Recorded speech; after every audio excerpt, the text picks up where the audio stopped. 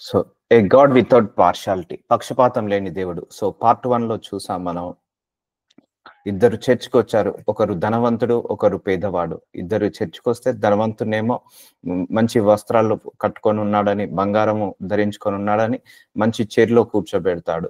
అదే పేదవాడు కూడా చర్చ్కి వచ్చినప్పుడు బయట కూర్చోమని అంటారు. సో దేవుడికి ఇలాంటి పక్షపాతం ఇష్టం ఉండదు. ఆ చర్చికి తీసుకొచ్చింది దేవుడు, ధనవంతుని దేవుడే తీసుకొచ్చాడు, పేదవాడిని కూడా దేవుడే తీసుకొచ్చాడు. కాబట్టి అలాంటి పక్షపాత బుద్ధి సంఘంలో ఉండకూడదు. చాలా మంది కూడా దశమ భాగాలు ఇస్తే ముందట కూర్చోండి, దశమ భాగాలు ఇవ్వని వాళ్ళు లాస్ట్ లో కూర్చోండి, లేకపోతే దశమ భాగాల్లో కానుకలు ఇచ్చే వాళ్ళే ఈ మందిరానికి రండి, కానుకలు ఇవ్వని వాళ్ళు ఈ మందిరానికి రావద్దు, లేకపోతే ఉన్న వాళ్ళందరినీ పైన కూర్చోండి, లేని వాళ్ళందరూ కింద కూర్చోండి. సో ఈ మనుషుల మధ్య భేదాన్ని దేవుడు ఇష్టం ఉండదు, దేవుడికి సహించరండి. సో అందరినీ సమానంగా చూడడం దేవుడి యొక్క చిత్తము. అన్యుడైనా స్వజనుడైనా ఎవరినైనా కూడా దేవుడు ఎలా చూస్తాడంటే సమానంగా చూస్తాడు. సో మనం కూడా ఎవరైనా తప్పు చేశారనుకో, మన కుటుంబ సభ్యులు కూడా మనం వెనుకేసుకు రావద్దు. అది ఎవరైనా పర్లేదండి.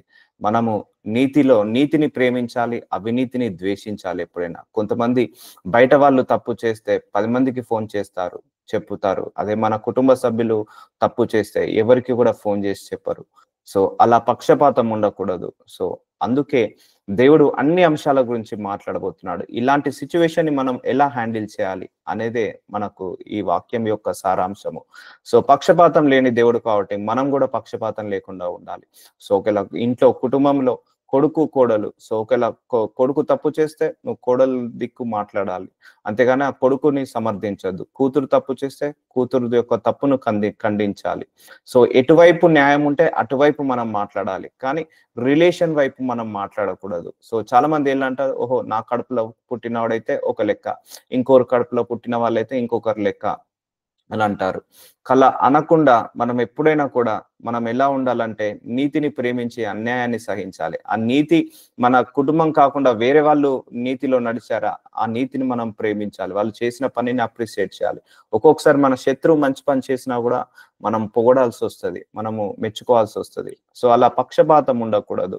సో చాలా మంది ఆ పక్షపాతాన్ని చూపిస్తాడు. సో మా ఇంట్లో వాళ్ళు తప్పు చేస్తే వెనకేసుకు రావడం, బయట వాళ్ళు తప్పు చేస్తే వాళ్ళను విమర్శించడం చేస్తుంటారు. సో ఇలాంటి పక్షపాతాలు ఉండద్దు. చూద్దాం దేవుడు వాక్యం ద్వారా ఏం బోధించబోతున్నాడు.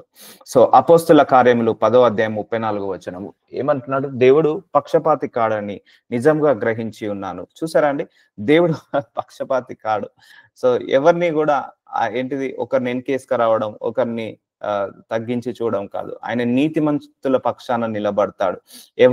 అది ఎవరైనా పర్లేదండి. ఇప్పుడు ఫర్ ఎగ్జాంపుల్ క్రైస్తవుడు తప్పు చేశాడు, అన్యుడు ఒప్పు చేశాడు, దేవుడు ఆ అన్యుడి వైపే నిలబడతాడు. సో మనం కూడా ఒకవేళ క్రైస్తవుడు తప్పు చేసి అన్యుడు రైట్ చేశాడు అనుకోండి, మనం అన్యుడి వైపే నిలబడాలి. అంటే ఇక్కడ అన్యుడా క్రైస్తవుడా కాదు, నీతి వైపు నిలబడాలి, నిజాయితీ వైపు నిలబడాలి, ధర్మం వైపు నిలబడాలి, అంతేకాని అవినీతి వైపు నిలబడకూడదు. సో చాలా సందర్భాల్లో నేను గ్రహించాను, చాలా సందర్భాల్లో నా ఊహ తెలిసినప్పటి నుంచి ఇప్పటి వరకు కూడా వాళ్ళ సొంత బిడ్డ కావచ్చు, లేకపోతే కొడుకు కావచ్చు, తప్పు చేస్తే ఎన్కేస్గా రావడం.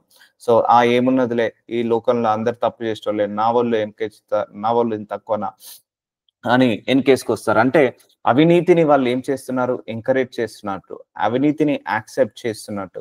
సో అలా అవినీతిని యాక్సెప్ట్ చేసిన ప్రతి వారు కూడా అవినీతి పరులు అవుతారు, గుర్తు పెట్టుకోండి.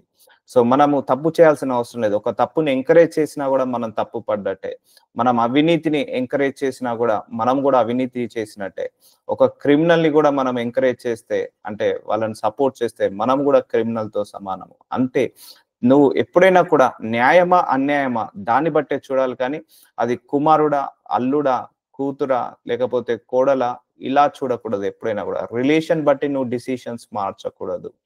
సో దేవుడు కూడా అలా ఉండడండి. ఎవరైనా తప్పు చేస్తే వాళ్ళకి ఇవ్వాల్సిన పనిష్మెంట్ వాళ్ళకి ఇస్తాడు. అది ఎంత పెద్ద విశ్వాసైనా, ఎంత పెద్ద దైవజనుడైనా, ఓహో ఈయన నా సేవ చేస్తున్నాడు కదా, తప్పు చేస్తున్నాడు కదా, ఎగ్జామ్షన్ ఇద్దాంలే, అలా ఉండదు. పక్షపాతం ఉండదు ఆయనకు. సో అలా అందరినీ కూడా ఆయన సమానంగా చూపిస్తాడు, అందరినీ కూడా సమానంగా ట్రీట్ చేస్తాడు ఆయనే. అందుకే దేవుడు పక్షపాతి కాడని నిజముగా గ్రహించి ఉన్నాను. సో ఆయన దగ్గర అయితే ఎలాంటి పక్షపాత బుద్ధి లేదండి. సో మన లోపల కూడా అలాంటి క్యారెక్టర్ ఏదున్నా కూడా తీసివేసేసుకోవాలి. ప్రతి జనములలోను ఆయనకు భయపడి నీతిగా నడుచుకొని వానిని ఆయన అంగీకరించును. చూసారా అండి? ప్రతి జనములోను అంటే ఎవరైనా పర్లేదు. అది క్రైస్తవుడైనా, అన్యుడైనా, లేకపోతే స్వజనుడైనా, చిన్నవాడైనా, పెద్దవాడైనా, ధనవంతుడైనా, పేదవాడైనా, ఉన్నోడైనా, లేనోడైనా ప్రతి జనములోను ఆయనకు భయపడి నీతిగా నడుచుకోని వానిని ఆయన అంగీకరించును. చూసారా? ఆయన నీతిని యాక్సెప్ట్ చేస్తాడు. నీతి ఎక్కడ ఉంటదో ఆయన వాళ్ళ పక్షాన నిలబడతాడండి. నీతిమంతుడు పక్షాన్నే ఆయన నిలబడతాడు. అవినీతి పంతుడు పక్షాన ఆయన నిలబడడు. సో నేను దేవుడి సేవ చేస్తున్నాను, లేకపోతే నేను సేవకురాల్ని, లేకపోతే నేను సేవకుణ్ణి, లేకపోతే నేను మంచి విశ్వాసిని 40-50 సంవత్సరాల నుంచి అని మనం ఏమైనా అవినీతి పనులు చేసామనుకోండి, దేవుడు ఎంటర్టైన్ చేయడు, దేవుడు సపోర్ట్ చేయడు. సో అందుకే మనం కూడా నీతి వైపే నిలబడాలి. అది ఎవ్వరు చేసినా గుర్తుపెట్టుకోండి, నీతే. ఎవరు చేసిన అవినీతే. మన కుటుంబ సభ్యులు అవినీతి చేస్తే అది నీతి కింద మనం ఎప్పుడు కూడా పరిగణించకూడదు. సో అందుకే నీ కుటుంబం కదా అని వెనకేసుకొచ్చి వాళ్ళ నిమిత్తము నువ్వు అవినీతి పరులై నువ్వు నరకానికి వెళ్ళకూడదు. సో ఖండించాలి, ఎక్కడిదక్కడ ఖండించాలి. ఇప్పుడు ఫర్ ఎగ్జాంపుల్ చాలా కుటుంబాలలో కొడుకు తప్పు చేస్తాడు అనుకోండి, వెనకేసుకొస్తారు. అదే కోడలు తప్పు చేస్తే వెనకేసుకరారు. సో ఇక్కడ ఏం చూపిస్తున్నట్టు? పక్షపాతం చూపిస్తున్నట్టు. అలా ఉండకూడదు. అదే కూతురు తప్పు చేస్తే వెనకేసుకొస్తారు, అదే కోడలు తప్పు చేస్తే వెనకేసుకరారు. సో కొడుకు తప్పు చేస్తే వెనకేసుకొస్తారు, అదే అల్లుడు తప్పు చేస్తే వెనకేసుకరారు. సో ఇలా పక్షపాతం అంటే రిలేషన్ బట్టి వాళ్ళు మారుతున్నారు. డిసిషన్ అట్లా ఉండకూడదు. ఒకవేళ నీ కూతురులో నిజాయితీ లేదు, ఒకవేళ నీ కోడల్లో నిజాయితీ ఉందా, అయితే నువ్వు కోడల పక్షాన్ని నిలబడాలి, నీ కూతురు పక్షాన రిజెక్ట్ చేయాలి. ఒకవేళ నీ కడుపులో పుట్టిన కుమారుడి దగ్గర నీతి లేదు, లేకపోతే నీ అల్లుడి దగ్గర నీతి ఉందా, అయితే నీ అల్లుడి వైపు నువ్వు మాట్లాడాలి, నీతిగా ఉండాలి. సో ఎవరైనా అంతే అండి. తల్లి తప్పు చేసినా, అత్త తప్పు చేసినా, కోడలు తప్పు చేసినా, కూతురు తప్పు చేసినా, ఎవ్వరు తప్పు చేసినా సమానంగా మనం ట్రీట్ చేయాలి. అంతేకాని వాళ్ళ నిమిత్తము వాళ్ళు అవినీతి పని చేస్తే వాళ్ళను నువ్వు యాక్సెప్ట్ చేసి, వాళ్ళను నువ్వు ఎంకరేజ్ చేసి నువ్వు కూడా అవినీతి పరురాలవైతే అవినీతి పరులంతా పరలోక రాజ్యానికి వెళ్ళరని దేవుడు చెప్పాడు.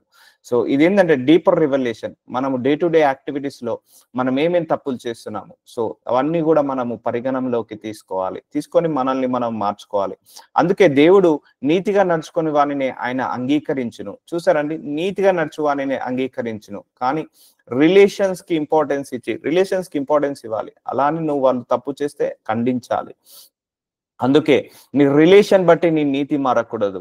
సో మనం కూడా చాలా సందర్భాల్లో కోర్టులలో కావచ్చు, లేకపోతే ఒక లక్షిస్తాము, మీరు ఈ కేసుని కొట్టేయండి అని ఇలా అవినీతి పనులు చేస్తుంటా అంటారు. సో ఇలాంటి వాటిని కూడా దేవుడు ఎంటర్టైన్ చేయడండి. సో అబద్ధ సాక్ష్యం పలకకూడదు, ఒకరి మీద నీతిగా ఉండాలి. సో నీతి వైపే నువ్వు నిలబడాలి. సో అక్కడ ఒకటే మీరు గ్రహించాల్సింది, మనందరం గ్రహించాల్సింది, అక్కడ నీతి ఎవరి పక్కన ఉంటే వాళ్ళ పక్షాన మనం నిలబడాలి.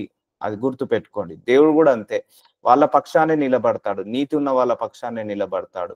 సో మత్తయి సువార్త 12:30 నేను మీతో చెప్పున్నది ఏనగా మనుషులు పలుకు వ్యర్థమైన ప్రతి మాటను గూర్చి విమర్శ దినమున లెక్కప్ప చెప్పవలసి ఉండును. చూసారా అండి, మనం ప్రతి మాటకు లెక్కప్ప చెప్పాలి, ప్రతి మాటకు. సో దేవుడు అడుగుతాడు, నీ కుమారుడు తప్పు చేశాడు, నీ కూతురు తప్పు చేశాడు, అయినా నువ్వు ఎందుకు విమర్శించలేదు, ఎందుకు నువ్వు అది ఖండించలేదు? సో నువ్వు వెనుకేసుకొచ్చావు. తప్పును ఎప్పుడైనా వెనుకేసుకు రావద్దండి, ఎవరు చేసినా కూడా. సో అదే నీకు కోడలు తప్పు చేసినప్పుడేమో వెనుకేసుకు రాలేదు. సో ప్రతిది కూడా వ్యర్థమైన ప్రతి మాటను గూర్చి విమర్శ దినమున లెక్కప్ప చెప్పవలసి ఉండును. అందుకే నీతి వైపు మనం నిలబడదాము. నేను చెప్పేది ఏంటంటే, మనం ఎక్కడ నీతి ఉంటుందో అటువైపే నిలబడాలి, ఎక్కడ పరిశుద్ధత ఉంటుందో అటువైపే నిలబడాలి. సో వాళ్ళ నిమిత్తము మనము అపరిశుద్ధులుగా కాకూడదు, అవినీతి మంతులుగా కాకూడదు. సో జాగ్రత్తగా హ్యాండిల్ చేయడమా, ఇవి కుటుంబంలో వచ్చే సమస్యలను మనం జాగ్రత్తగా హ్యాండిల్ చేయాలి. సో వ్యర్థమైన ప్రతి మాటను గూర్చి విమర్శ దినమున లెక్క చెప్పవలసి ఉండును.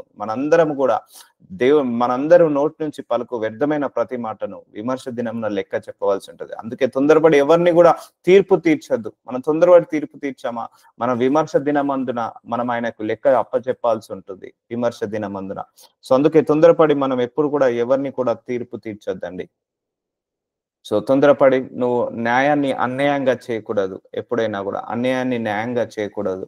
సో ఎటు ఆలోచించి, పరిశీలించి, పరీక్షించి, సో న్యాయం ఏంటిదో దాని పక్షాన మనం మాట్లాడాలి. ఇప్పుడు ఫర్ ఎగ్జాంపుల్ కోర్టులో జడ్జి కూడా అండి, వాదోపవాదనములు విన్న తర్వాత, అంటే ఇటు వాదము అటు వాదము విన్న తర్వాత పరిశీలించి పరీక్షించి ఆయన జడ్జి చేస్తాడు, ఒక తీర్పు తీరుస్తాడు, ఎవరు కోర్టులో ఉన్న జడ్జి. అలాగే మనము కూడా ఏదన్నా విన్న తర్వాత 2 వర్షన్లు వినాలి, ఇటు వర్షన్ అటు వర్షన్ 2 వర్షన్లు విని వాదోపవాదములు విన్న తర్వాత పరిశీలించి పరీక్షించి అప్పుడు మనం తీర్పు తీర్చాలి. కానీ ఒకరి వర్షనే విని మనం ఎప్పుడు కూడా డిసిజన్ తీసుకోవద్దండి. మీకు ఒక లైఫ్ లో ఒక టిప్ చెప్తున్నాను మీ అందరికీ కూడా. మనం చాలా మంది ఏం చేస్తామంటే ఒకరు చెప్తారు మనకు, అదే మనం కరెక్ట్ అనుకొని మిగిలిన వాళ్ళను ద్వేషిస్తాము, విమర్శిస్తాము, దూషిస్తాము. కానీ వాళ్ళ దగ్గర ఏం వర్షన్ ఉందో తెలియదు. అందుకే కోర్టులోకి వెళ్ళినాక జడ్జి కూడా ఇటు వాదన అటు వాదన 2 వాదనలు విన్న తర్వాత ఒక 1 ఇయర్ 2 ఇయర్ తీసుకొని పరిశీలించి పరీక్షించి ఏది కరెక్ట్, ఏది న్యాయము, ఎవరు తప్పు చెప్తున్నారో, ఎవరు కరెక్ట్ చెప్తున్నారో ఆలోచించి అంగీకరించి అప్పుడు తీర్పు తీరుస్తాడు. నీకు ఈ శిక్ష, నీకు ఇది ఇది నువ్వు నీలో ఈ తప్పు ఉందని తీరుస్తాడు. సో అట్లా తొందరపడి తీర్పు తీర్చడు. అలాగే మనము కూడా తొందరపడి ఎవరిని కూడా తీర్పు తీర్చద్దు. అటు వాళ్ళ వర్షన్ వీళ్ళ వర్షన్ విన్న తర్వాతనే ఒక కంక్లూజన్కి వచ్చిన తర్వాత అది మన కుటుంబ సభ్యుల్లో తప్పని తెలిస్తే మనం ఖండించాలి, దాన్ని యాక్సెప్ట్ చేయకూడదు. అలాగే వేరే వాళ్ళ తప్పు లేదని తెలిసినప్పుడు మనం యాక్సెప్ట్ చేయాలి. ఎస్, ఈ తప్పంతా మా వైపు నుంచే ఉంది, మీ వైపు నుంచి ఏ తప్పు లేదని మనము యాక్సెప్ట్ చేయాలి. అప్పుడు దేవుడి ముందు మనము నీతిమంతులుగా కనపడతాం. కాబట్టి సో మనం వెనుకేసుకు రాకూడదు. అందుకే మనం వ్యర్థమైన ప్రతి మాటను గూర్చి విమర్శ దినమున లెక్కప్ప చేసి ఉన్నది. సో మనందరం లెక్కప్ప చెప్పాలండి ఆయనకు. గుర్తు పెట్టుకోండి, మనం మాట్లాడే మాటలకు లెక్కప్ప చెప్పాలి, మనం తీర్చే తీర్పులకు లెక్కప్ప చెప్పాలి, సమస్తానికి మనం లెక్కప్ప చెప్పాల్సి ఉంటుంది. ఒకడున్నారు మన పైన, ఒకడున్నాడు న్యాయ నిర్ణేత. ఆయన ముందు మనం ఎవరం కూడా తప్పించుకోలేము. మనం కోర్టుల నుంచి తప్పించుకోవచ్చు, పోలీసు నుంచి తప్పించుకోవచ్చు, ఇంట్లో కుటుంబ సభ్యుల నుంచి తప్పించుకోవచ్చు, కానీ దేవుడి నుంచి మాత్రం మనం ఎప్పుడు కూడా తప్పించుకోలేము. సో కొంతమంది ఆడపిల్లలు కూడా తల్లినైతే ఒకలాగా, అత్తగారిని ఒకలాగా ట్రీట్ చేస్తుంటా అంటారు. తల్లి ఎన్ని తప్పులు చేసినా, ఎన్ని మాట్లాడినా పట్టించుకోరు. అదే అత్తగారు ఒక మాట అంటే దాన్ని రాద్ధాంతరం చేస్తుంటా అంటారు. సో అలాంటి వాళ్ళు కూడా ఉన్నారు సమాజంలో. సో ఇటు తల్లి తప్పు చేసినా, అత్త తప్పు చేసినా సేమ్ ట్రీట్మెంట్ లాగా ఉండాలి. సో నీ మాటలను బట్టి నీతిమంతుడు అని తీర్పు నొందుదు, నీ మాటలను బట్టి అపరాధివాన్ని తీర్పు నొందువు. చూసారండి, మన నోటి మాటలను బట్టే నీతిమంతుడువా లేకపోతే అపరాధివా అని తీర్పు నొందుదు. ఇప్పుడు ఫర్ ఎగ్జాంపుల్ మన కుటుంబ సభ్యులు ఎవరైనా తప్పు చేశారనుకోండి, వాళ్ళని వెనుకేసుకొచ్చాము. సో వాళ్ళు అవినీతిని కాస్త మనం నీతిని కాస్త అవినీతిని కాస్త వెనుకేసుకొస్తే మనం అవినీతి పరులం అవుతాము. సో మన నోటి మాటలను బట్టే. సో నీలో ఖచ్చితంగా ఉండాలి. అందుకే చెప్తున్నాను కదా, మనం ఎప్పుడైనా ఖచ్చితంగా ఉండాలి, ఖండితంగా ఉండాలి. అవతల ఏమనుకున్నా మంచిదే. సో మనుషులను బట్టి మనం డిసిషన్స్ తీసుకోకూడదు, మనుషులను బట్టి మనం మారకూడదు. సో మన కుటుంబ సభ్యులైతే ఒక లెక్క, ఇతరుల కుటుంబ సభ్యులైతే ఒక లెక్క, మన కడుపులో పుట్టిన వాళ్ళకైతే ఒక లెక్క, ఇతరులకు ఒక లెక్క. అలాంటిది మాత్రం చేయొద్దు ఆ పక్షపాతం. ఇది కష్టమే చాలా పాటించడం. ఎందుకంటే మన కుటుంబ సభ్యులను మనం వెనకేసుకురాకపోతే ఇంకెవరు వెనకేసుకొస్తారు అని అంటారు. అవును, తప్పు చేస్తే వెనకేసుకొస్తారా? వేసుకురావద్దు కదా. సో నీ మాటలను బట్టి నీతిమంతుడు అని తీర్పు నెందుదువు, నీ మాటలను బట్టి అపరాధివాన్ని తీర్పు నొందువు. సో నీ నోటి మాటలను బట్టే మంచోడివా చెడ్డోడివా అనేది డిసైడ్ అయ్యేది నీ నోటి మాటలను బట్టే. సో నువ్వు నీతిమంతుడువా అపరాధివాన్ని డిసైడ్ అయ్యేది నీ నోటి మాటలను బట్టే. అందుకే జాగ్రత్తగా హ్యాండిల్ చేయాలి. ఇప్పుడు మనం బైక్ మీద వెళ్తున్నప్పుడు, మనం రోడ్ల మీద వెళ్తున్నప్పుడు చాలా మందిని చూస్తుంటాం. కొంతమంది ఏమో వాళ్ళ తప్పు లేవు, ఇద్దరు యాక్సిడెంట్ అవుతుంది, సో చిన్నగా డాష్ ఇస్తారు. అవతలోడు తప్పున్నా కూడా ఈతలోడి మీద ఏ తప్పు లేకున్నా బనాయిస్తుంటా అంటారు, దబాయిస్తుంటా అంటారు అక్కడి నుంచి ఎస్కేప్ కావాలని. ఒకవేళ తప్పు ఉంటే, ఎస్ బ్రదర్ నాదే తప్పు ఉంది, నేను ఇలా రాంగ్ రూట్ లో రావడం వల్ల మీకు డాష్ చేయడం జరిగిందంటే అప్పుడు దేవుడి ముందు మనం నీతిమంతులుగా అవుతాం. సో ఆ తప్పుని కప్పి పెట్టుకొని మనం ఇతరులను దబాయిస్తే అది దేవుడు అనేవాడు చూస్తున్నాడు. అందుకే విమర్శ దినమందు ప్రతి మాటకు మనం లెక్కప్ప చెప్పాలి. సో మనము మనుషులను దబాయించవచ్చు కానీ దేవుణ్ణి దబాయించలేము, ఇటు గవర్నమెంట్ ని దబాయించవచ్చు కానీ దేవుణ్ణి దబాయించలేము. అందరి నుంచి మనం ఎస్కేప్ కావచ్చు కానీ దేవుడి నుంచి మనం ఎస్కేప్ కాలేము. అందుకే మన క్రియలు ఆయన చూస్తున్నాడు, మన నోటి మాటలు ఆయన చూస్తున్నాడు, మనం మాట్లాడే మాటలు, పలికే పలుకులు అన్ని కూడా ఆయన చూస్తున్నాడు. అందుకే పక్షపాతం ఉండకూడదు. ఒకవేళ సంఘ కాపరివా అందరినీ సమానంగా చూడాలి. కుటుంబ సభ్యుల్లో నువ్వు తండ్రివా తల్లివా అందరినీ సమానంగా చూడాలి. కొంతమంది కూతురును ఒకలాగా, కొడుకుని ఎక్కువగా గారాబం చేస్తారు, ఎక్కువగా తినిపిస్తారు, ఎక్కువగా పెడతారు, కూతురుకి తక్కువగా చూస్తుంటా అంటారు. అలా పక్షపాతం చూపించద్దు. కొడుకైతే ఒకలాగా, కూతురు అయితే ఒకలాగా అలా పక్షపాతం చూపించకూడదు. తల్లైతే ఒకలాగా, అత్త అయితే ఒకలాగా పక్షపాతం చూపించకూడదు. తండ్రి అయితే ఒకలాగా, మామ అయితే ఒకలాగా పక్షపాతం చూపించకూడదు. అల్లుడైతే ఒకలాగా, కో ఆహ్, కుమార్తె అయితే ఒకలాగా పక్షపాతం చూపించకూడదు. మన నోటి మాటలను బట్టే, అందుకే జాగ్రత్తగా మన నోటిని బట్టే మనం నీతిమంతులమా, పరిశుద్ధులమా, అపరాధులమా, అపవిత్రులమా తీర్పు నొందుతాము. సో తీర్పు నొందుతాము. కాబట్టి పక్షపాతం అనే బుద్ధి నుంచి మనము బయటపడాలి ఎప్పుడైనా కూడా. సో మత్తయి సువార్త 12వ అధ్యాయం 46వ వచనం. ఆయన జన సమూహంతో, ఆయన అంటే ఎవరిక్కడ? యేసు ప్రభువారు. ఎవరితో? జన సమూహములతో ఇంకా మాట్లాడుచుండగా, ఇదిగో ఆయన తల్లియు సహోదరులను ఆయనతో మాట్లాడగోరుచు వెలుపల నిలిచి ఉన్నారు. సో ఆయన తల్లియును, యేసు ప్రభువారు జన సమూహంతో మాట్లాడుతున్నప్పుడట, యేసు ప్రభువారి యొక్క తల్లి, యేసు ప్రభువారి యొక్క సహోదరులు అంటే అన్నదమ్ములు ఆయనతో మాట్లాడగోరుచు వెలుపల నిల్చున్నారు. సో వెలుపల నిల్చున్నారు. ఆయనతో మాట్లాడాలని వెలుపల నిల్చున్నారు. సో కానీ ఇక్కడ యేసుప్రభు వారు జన సమూహంతో మాట్లాడుతున్నారు. కానీ అక్కడ తల్లి ఉన్న సహోదరులు మాట్లాడడానికి వస్తున్నారు. కానీ వాళ్ళు బయటనే నిలబడ్డారు. ఇక్కడ మనం గ్రహిద్దాము. ఇప్పుడు ఒక సేవకుడు ఉన్నాడు. అందరికి లైన్లో నిలబడి ప్రార్థిస్తున్నాడు. ప్రార్థిస్తున్నప్పుడు అందరూ లైన్లోనే ప్రార్థించుకోవాలి. సో ఆ సేవకుడి ద్వారా. సో తెలిసిన వాడు వచ్చాడు కానీ ముందడికి తీసుకొచ్చి ప్రార్థించడం కరెక్ట్ కాదు. అది పక్షపాత బుద్ధి అంటారు. సో ఒక తెలిసిన వాడు వచ్చినా, తెలియని వాళ్ళు వచ్చినా అదే లైన్లో రావాలి, అదే లైన్లో ప్రార్థించుకోవాలి. అది రూల్ అది. ఎందుకంటే ఇప్పుడు నువ్వు ఆ పక్షపాతంతో నాకు తెలిసినోడు కదా అని ముందరికి తీసుకొచ్చి ప్రార్థించి మిగిలిన వాళ్ళని వెయిట్ చేపించావు అనుకోండి, అక్కడ వాళ్ళకు వీళ్ళకు మధ్య పక్షపాతాన్ని చూపిస్తున్నట్టు. ఆ పక్షపాత బుద్ధి దేవుడికి నచ్చదు. అయితే అప్పుడు ఎవరైతే తెలిసిన వాళ్ళకు నువ్వు ముందుకు పిలిచి ప్రార్థిస్తావో వాడికి సమాధానం రాదు. ఎవరైతే లైన్లో నిలబడి వెయిట్ చేసి ప్రార్థన చేయించుకుంటారో వాళ్ళకు మాత్రమే సమాధానం వస్తుంది. చూసారా అండి? చూసారా? ఈ చిన్న చిన్న మిస్టేక్సే. సో ఒక లైన్లో అందరు నిలబడి ప్రార్థిస్తున్నారు. తెలిసినోడైనా తెలియని వాళ్ళైనా అదే లైన్లో వచ్చి ప్రార్థించాలి. అందుకే పక్షపాతం అనేది దేవుడికి అస్సలు నచ్చదు. ఇవన్నీ కూడా మనం తెలియక చిన్నప్పటి నుంచి చేస్తున్నాం. ఎంతమంది చేయట్లేదండి మనం ఇలాంటి మిస్టేక్స్? చాలా చేస్తున్నాము. కొంతమందిని చూస్తున్నాము. ఒక కానుక ఒక 50,000 ఇచ్చారు అనుకోండి, గంటలు వాళ్ళ గురించి ప్రార్థిస్తారు. కానుక ఇవ్వలేదు అనుకోండి, వాళ్ళ గురించి ప్రార్థించడం మానేస్తారు. అట్లా ఉండకూడదండి. కానుక ఇచ్చిన వాళ్ళైతే ఒక గంట సేపు ప్రార్థించడం, కానుక ఇవ్వని వాళ్ళైతే అర్ధగంట 5 నిమిషాలు కూడా ప్రార్థించకపోవడం, అలా చేయకూడదు. అంటే కానుకలను బట్టి మనం ప్రార్థించే విధానం ఉంటుందా? ఉండకూడదు. ఎప్పుడైనా కూడా కానుకలు ఇచ్చినా ఇవ్వకపోయినా, దశమ భాగం ఇచ్చినా ఇవ్వకపోయినా అందరినీ సమానంగా ప్రార్థించాలి. నేను ఒక భారంతో ప్రార్థిస్తా. ఎవరికి ప్రార్థించినా కూడా ఈ సమస్య నాది అన్నట్టుగా అనుకొని ప్రార్థిస్తా. సో అప్పుడు ప్రార్థనకు జవాబు వస్తాయి. కానీ డబ్బులు ఇస్తేనే ప్రార్థిస్తా, లేకపోతే డబ్బులు ఇవ్వకపోతే ప్రార్థించను. డబ్బులు ఇచ్చిన వాళ్ళకు గంట సేపు ప్రార్థిస్తా, డబ్బులు ఇవ్వని వాళ్ళను 5 నిమిషాలు కూడా ప్రార్థించను అని అంటే 5 నిమిషాలే ప్రార్థిస్తా అంటే అది పక్షపాత బుద్ధి అంటారు. అందుకే ఏ క్రైస్తవులో కానీ, ఏ అన్యజనులో కాచి, ఏ ఒక్క సేవకుల్లో కానీ పక్షపాత బుద్ధి ఉండకూడదు. ఇదిగో ఆయన తల్లియు సహోదరులు ఆయనతో మాట్లాడగోరుచు వెలుపల నిలిచి ఉండిరి. సో వెలుపల నిల్చున్నారట యేసుప్రభువారు తల్లియును సహోదరులు. అప్పుడు ఒకడు, ఇదిగో నీ తల్లియు నీ సహోదరులు నీతో మాట్లాడవలనని వెలుపల నిలిచి ఉన్నారని ఆయనతో చెప్పాను. అప్పుడు ఒకతను వచ్చి, ఇగో నీ తల్లి నీ సహోదరులు నీతో మాట్లాడవని వెలుపకు వచ్చి ఉన్నారని ఆయనతో చెప్పాను. అందుకు ఆయన తనతో ఈ సంగతి చెప్పిన వాడిని చూచి, నా తల్లి ఎవరు, నా సహోదరులు ఎవరు అని చెప్పి ఆయన అంటున్నాడు, నా తల్లి ఎవరు, నా సహోదరు ఎవరు అని క్వశ్చన్ చేస్తున్నాడు. తన శిష్యుల వైపు చేయి చాపి, ఇదిగో నా తల్లియు నా సహోదరులను, పరలోకమందున్న నా తండ్రి చిత్తము చొప్పున చేయువాడే నా సహోదరుడు, నా సహోదరియు, నా తల్లియు అని నేను. చూసారా అండి? ఒకవేళ పరలోకపు నీ సొంత తల్లి అయినా కూడా, నీ సొంత తండ్రి అయినా, నీ సొంత సహోదరుడైనా, నీ పరలోకపు తండ్రి చిత్త ప్రకారము చేయకపోతే, ఇక్కడ దేవుడు అదే అంటున్నాడు, అది వాళ్ళు నా సహోదరుల కిందికి రానే రాదు. సో ఇక్కడ యేసుప్రభు వారు రిలేషన్స్ కి ఇంపార్టెన్స్ ఇవ్వడానికంటే దేవుడి చిత్తానికి ఇంపార్టెన్స్ ఇస్తున్నాడు.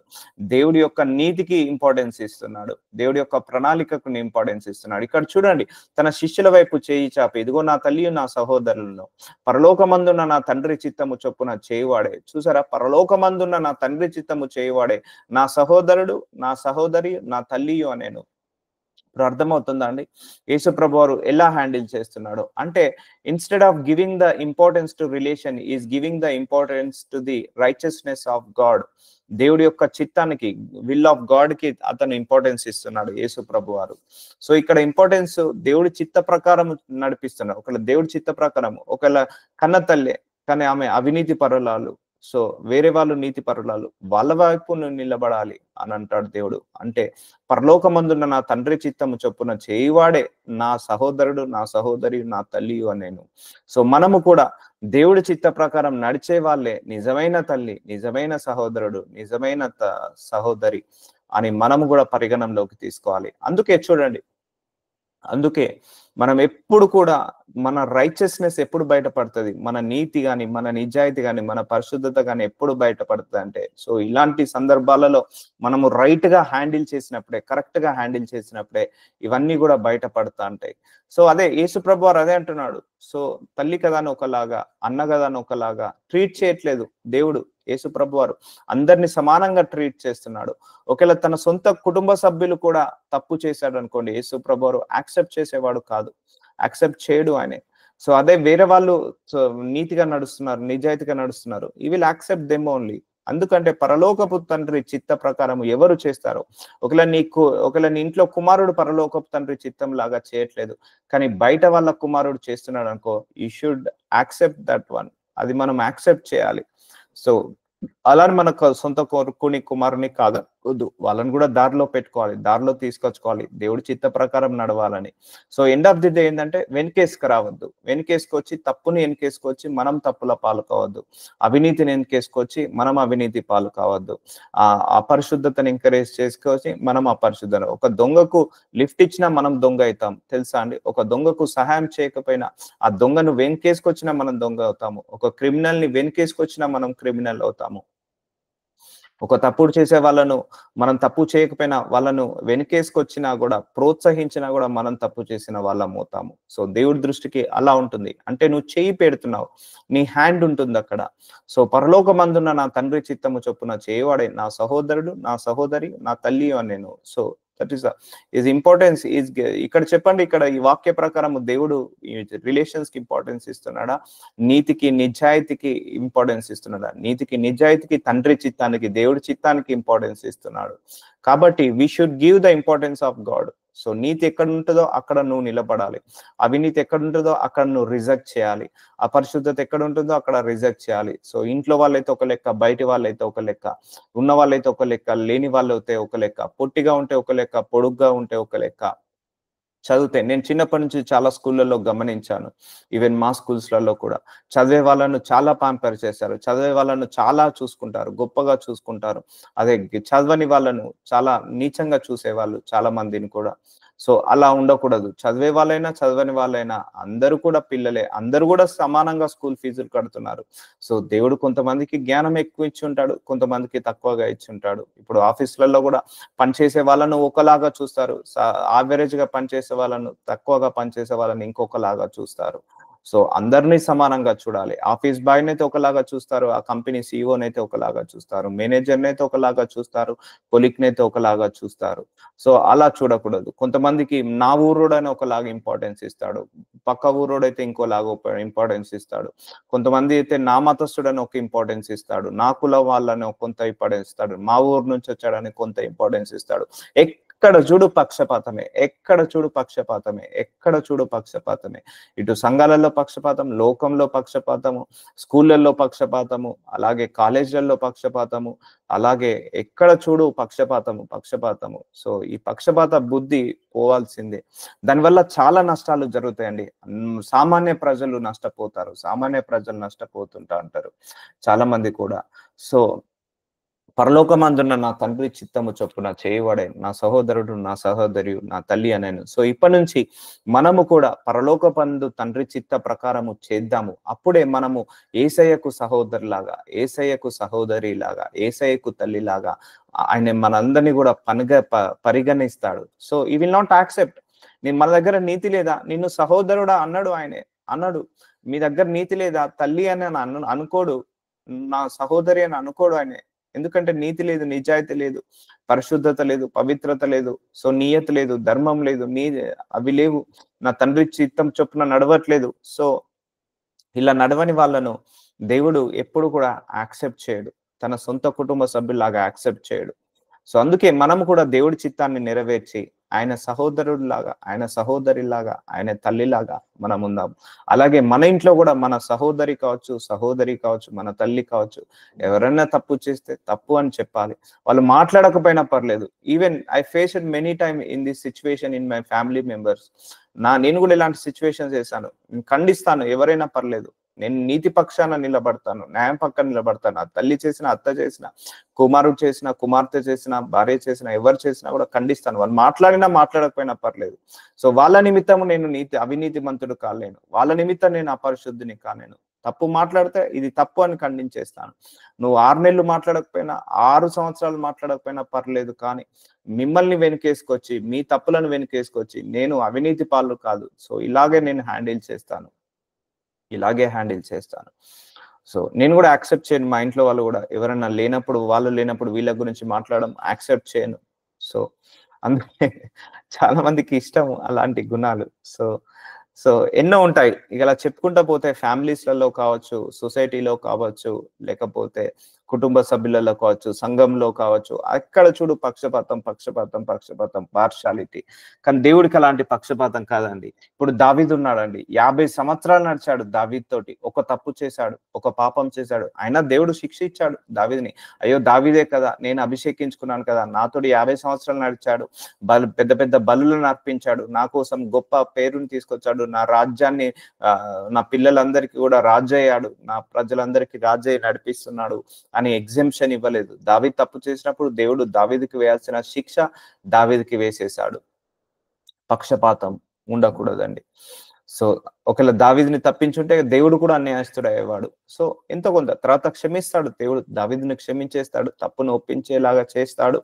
దావీదు కూడా పశ్చాత్తాపడతాడు. కానీ ఆ చేసిన పనికి ప్రతిఫలం ఏదైతే ఉందో అది పొందుకుంటాడు. సో ఇలా మనందరం కూడా ఎలా ఉండాలంటే, జస్ట్ ఏది నీతి, ఏది నిజాయితీ, ఏది న్యాయము, ఏది ధర్మము, ఏది అధర్మము, ఏది అవినీతి, సో దీన్ని బట్టి మనం డిసిషన్స్ తీసుకోవాలి. కానీ రిలేషన్స్ బట్టి, ఎమోషన్స్ బట్టి మనం ఎప్పుడు డిసిషన్స్ తీసుకోకూడదు. రిలేషన్స్ బట్టి, ఎమోషన్స్ బట్టి, లేకపోతే మన యొక్క మన నెగిటివిటీని బట్టి, మన యొక్క దగ్గరి వాళ్ళైతే ఒకలాగా, దూరం వాళ్ళైతే ఒకలాగా చూడకూడదు. సో ఎప్పుడు కూడా అన్ని కులాల వాళ్ళను సమానంగా చూడాలి, దేవుడి చిత్తం అది. అన్ని మతాల వాళ్ళను సమానంగా చూడాలి, దేవుడి చిత్తం అది. కుటుంబంలో కూడా అందరినీ కూడా సమానంగా చూడాలి. అంటే కూతురైనా, కోడలైనా, అత్తైనా, ఎవరైనా కూడా సమానంగా చూడాలి, అది దేవుడి చిత్తము. సమానత్వము దైవతత్వము, తగ్గింపు తత్వము దైవతత్వము, నిజాయితీ దైవతత్వము, నీతి దైవతత్వము, పరిశుద్ధత దైవతత్వము, నియతి దైవతత్వము, ధర్మము దైవతత్వము, ఇవన్నీ దైవతత్వాలు. సో ఇది కాకుండా ఏది వచ్చినా కూడా అది దుష్టుడి నుంచి వచ్చిందే. చాలా మంది డబ్బు కోసము న్యాయాన్ని తిప్పివేస్తారు. సో చాలా మంది డబ్బు కోసము అన్యాయాన్ని న్యాయంగా, న్యాయాన్ని అన్యాయంగా చేస్తుంటా అంటారు. అది కరెక్ట్ కాదు. సో అంతే, డబ్బున్న వాడి దగ్గర నిజాయితీ ఎక్కువ అవుతుంటా ఉంటది, డబ్బు లేని వాడి దగ్గర, పేదరికం వాళ్ళ దగ్గర అవినీతి ఎక్కువ చేస్తుంటా అంటారు, అట్లా బురద చల్లుతుంటా అంటారు. సో వీటన్నిటికి కూడా ఒక రోజు ఉంది. మనం చేసే అన్ని క్రియలు, అందరూ చేసే అన్ని క్రియలకు కూడా ఒక రోజు వస్తుంది. ఆ రోజు ఆయన ముందు మనం అందరం కూడా నిలబడాల్సి ఉంటుంది. అందుకే ఇలాంటి సిచ్యువేషన్స్ రాకుండా చూసుకోవాలి. వచ్చిన తర్వాత మనం ఎలా హ్యాండిల్ చేయాలనేది చూసుకోవాలి. ఒకటే గుర్తు పెట్టుకోండి, నీ కొడుకు నిమిత్తము నువ్వు అవినీతి పరురాలు కాకు, నీ యొక్క కుమార్తె నిమిత్తం అవినీతి పరురాలు కాకు. ఎవరు తప్పు చేసినా తప్పే, ఎవరు ఒప్పు చేసినా ఒప్పే. ఒకవేళ అన్యుడు తప్పు చేసినా మనం అన్యుడి పక్షాన్ని నిలబడాలి. క్రైస్తవుడు తప్పు చేస్తే క్రైస్తవుని ఖండించాలి. ఒకవేళ మన కుమారుడు తప్పు చేస్తే కుమారుడిని ఖండించాలి. కోడలు తప్పు కరెక్ట్ చేస్తే కోడల పక్షాన నిలబడాలి. సో అది నిజాయితీ, అది ధర్మము. సో అలా ఉండట్లేదు, ఈ రోజులన్నీ కూడా మారిపోయాయి. సో అలా ఉండకూడదు. అందుకే పరలోకమందు నా తండ్రి చిత్తము చొప్పున చేయవాడే నా సహోదరుడు, నా సహోదరియు, నా తల్లి అనేను. నిర్గమకాండము 23వ అధ్యాయం 1వ వచనం, లేని వార్తను పుట్టింపకూడదు, అన్యాయపు సాక్ష్యమును పలుకుటకై దుష్టునితో నీవు కలియకూడదు. సో చూసారా అండి, లేని వార్తను చాలా మంది లేని వార్తలు పుట్టిస్తారండి. సో నా మీద చాలా మంది కూడా కొన్ని వార్తలు చెప్పేవాళ్ళు. నేను తర్వాత నాకు తెలిసాయి వేరే వాళ్ళ దగ్గర. తెలిసినప్పుడు నేను వాళ్ళని అడిగితే, నేను అడగలేదు, 90% తప్పే. అంటే వాళ్ళ ఫీలింగ్స్ కూడా కొంతమంది ఏం చేస్తారంటే, ఇప్పుడు మీ మీద కోపం ఉన్నది అనుకోండి, ఆ కోపాన్ని వాళ్ళు డైరెక్ట్ గా చెప్పరు, వాళ్ళు మీ మీద కోపడుతున్నారు అని వాళ్ళను పెట్టి మీరు చెప్తారు. మీరు వాళ్ళని అడగకండి మళ్ళీ అని అంటారు వాళ్ళు.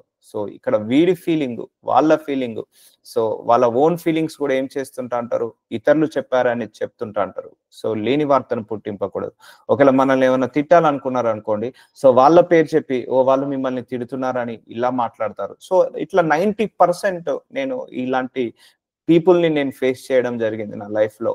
సో తర్వాత వాళ్ళని అడిగితే, మేము అస్సలు అనలేదు, సో వాళ్ళే అన్నారు. సో చూసారా అండి, లేని వార్తను పుట్టింపకూడదు. సో లేని వార్తను పుట్టిస్తుంటా అంటారు. సో వాళ్ళకు కొంతమంది అయితే వాళ్ళు అన్యాయం చేయకుండా చేశారని చెప్తుంటా అంటారు. వాళ్ళు మనోవేదనతో, మనోదుఃఖంతో, వాళ్ళ సొంత లాభంతో కొన్ని క్రియేట్ చేసి చెప్తుంటా అంటారు. లేని వార్తను పుట్టింపడు. అన్నిటికీ అంతం ఉన్నదండి. గుర్తు పెట్టుకోవాల్సింది అన్నిటికన్నా, అన్యాయపు సాక్ష్యమును పలుకుటకై దుష్టునితో నీవు కలియకూడదు. చాలా మంది ₹1,00,000 ఇస్తాం, దొంగ సాక్ష్యం చెప్పు, లేకపోతే 50,000 ఇస్తాం, దొంగ సాక్ష్యం చెప్పు, లేకపోతే నీకు ఏది కావాలంటే అది కొనిస్తాము, సో నువ్వు దీనిని, ఈ అన్యాయాన్ని న్యాయంగా మార్చు, లేకపోతే న్యాయాన్ని అన్యాయంగా మార్చు. సో ఇవన్నీ దుష్టునితో నీవు కలియకూడదు. సో ఇవన్నీ కూడా దేవుడు చూడండి బైబిల్లో వన్ బై వన్ అన్ని రాసి పెట్టాడు. సో అందుకే లేని వార్తను పుట్టించకూడదు, అంటే పక్షపాతం ఉండకూడదు. సో నువ్వు మాట నుంచి ఖచ్చితంగా ఉండాలండి. ఎప్పుడైనా కూడా మన నోటి మాట ఒక్కటే మాట్లాడొచ్చు, ఖండితంగా మాట్లాడాలి, ఖచ్చితంగా మాట్లాడాలి, నిజాయితీగా మాట్లాడాలి. ముందు ఒక మాట, వెనకాల ఒక మాట, పక్కన ఒక మాట, వెనకాల పైన ఒక మాట, ఎడమ పక్కన ఒక మాట, తల్లి అయితే ఒకలాగా, అత్త అయితే ఒకలాగా, లేకపోతే అన్న అయితే తప్పు చేస్తే ఎన్కేస్కి రావడం, లేకపోతే వేరే వాళ్ళు తప్పు చేస్తే ఎన్కేస్కి రావడం, ఇలా ఉండకూడదు. డ్యూయల్ మైండ్ సెట్ ఉండకూడదు. ఎప్పుడు కూడా లేని వార్తను పుట్టింపకూడదు, అన్యాయపు సాక్ష్యమును పలుకుటకై దుష్టునితో నీవు కలియకూడదు. చాలా మంది కలుస్తారు, సో సొంత లాభం. సో ఒకవేళ మేనేజర్ ఈ తప్పు చేయమంటే నో చేయను, సే నో టు దెమ్. మాట్లాడకపోయినా పర్లేదు, ప్రమోషన్ రాకపోయినా పర్లేదు. సో అలా ఉండాలి, ఖచ్చితంగా ఉండాలి. సో ఇలా ఖచ్చితంగా ఖండితంగా ఉన్నప్పుడు లోకంలో శ్రమలు వస్తాయి. ఎందుకంటే నేను చాలా సందర్భాల్లో ఫేస్ చేశాను. సో మనుషుల్ని హ్యాండిల్ చేయదు ఎప్పుడు కూడా. సో నీతి ఎటువైపు ఉంటే అటువైపే మాట్లాడాలి మనందరం కూడా. సో ఇలా ఉండాలి. So let us pray. Thank you Jesus. నాజరుడైన యేసయ్య, ఈరోజు వాక్యం ద్వారా మాతో మాట్లాడావు తండ్రి. I thank you so much for your mercy. అయ్యా, పక్షపాతం గురించి మాకు డీపర్ గా మమ్మల్ని తీసుకెళ్తున్నందుకు వందనాలు. ఎస్ మై లార్డ్, మేము ఇప్పటి వరకు తెలుసో తెలియకో ఇలాంటి పక్షపాత బుద్ధిని మేము చూపించాము నాయన. ఈ రోజు నుంచి మేము ఖచ్చితంగా, ఖండితంగా, న్యాయంగా, స్థిరంగా ఉండే కృపను దయచేయమని యేసు నామంలో ప్రార్థిస్తున్నాము తండ్రి. విత్తిన ఈ వాక్యము అందరి హృదయాలలో మొలకెత్తును గాక. Amen, amen, amen, amen. Thank you.